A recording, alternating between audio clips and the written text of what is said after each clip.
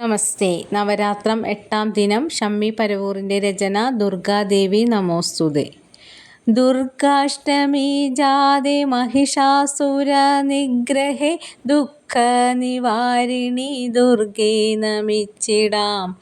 ആദിപരാശക്തി ദുരിത വിനാശിനി ആരാധ്യ ദേവതേ ഭദ്രേ വണങ്ങിടാം.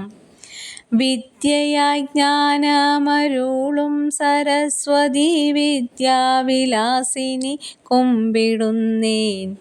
അഷ്ടമി തിഥിയിലെ പാർവതി മഹാഗൗരി അഭയവരമുദ്ര ചതുർഭുജേ കണ്ടിടാം.